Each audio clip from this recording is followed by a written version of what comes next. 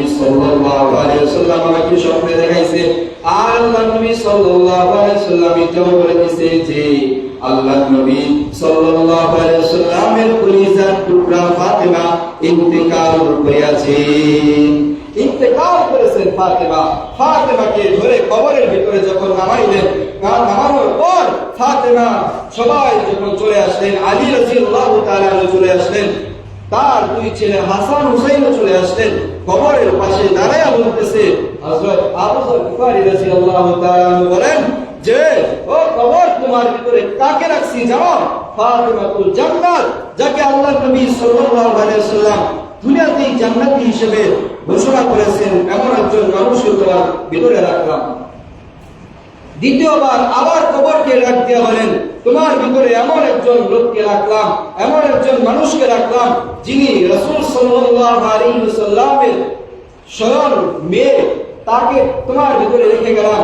তৃতীয় জবাবে আবার একই কথা বললেন যে এমন একজনকে তোমার ভিতরে রেখে গেলাম যে হাসান হুসাইন রাদিয়াল্লাহু তাআলা যুবকদের সন্তান হবে জান্নাতে, জান্নাতি মানুষের মাকে তোমার কবরের ভিতরে রেখে গেলাম।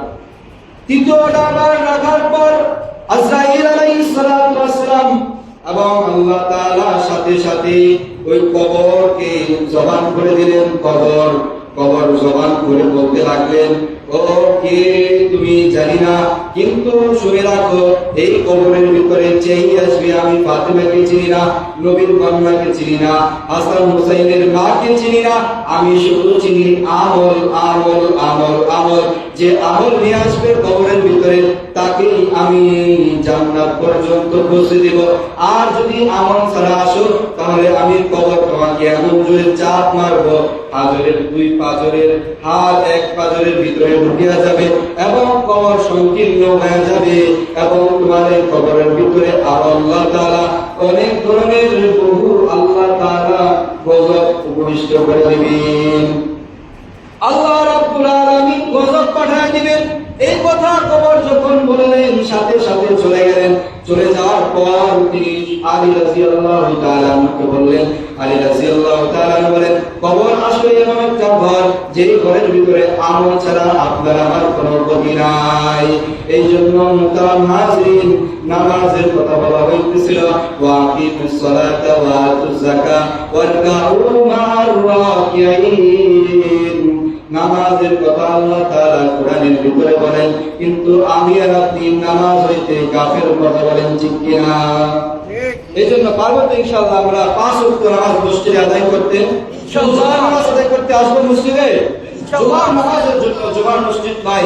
শুধু আল্লাহ রাব্বুল আলামিন বলেন যে আমি মানুষকে এবং জিনকে সৃষ্টি করেছি একমাত্র আমি আল্লাহ তাআলার ইবাদত করার জন্য। কার ইবাদত করার জন্য? আল্লাহ তাআলার ইবাদত করার জন্য আপনারে আমাদের সৃষ্টি করেছেন। আর কারো ইবাদত করার জন্য নয়। আমরা আর কারো ইবাদত করব না ইনশাআল্লাহ। এবং নামাজের কথা বলা হলো, আমরা আর এক ওয়াক্ত নামাজও কাজা করব না ইনশাআল্লাহ। কে কে পারবো ইনশাআল্লাহ? ইনশাআল্লাহ। আল্লাহ রাব্বুল আলামিন আমাদের সকলকে তৌফিক দান করুক। 5 ওয়াক্ত নামাজ মসজিদে জামাতের সহিত পড়ার তৌফিক দান করুক। সকলে বলেন আমিন। আমিন। হাজিরিন,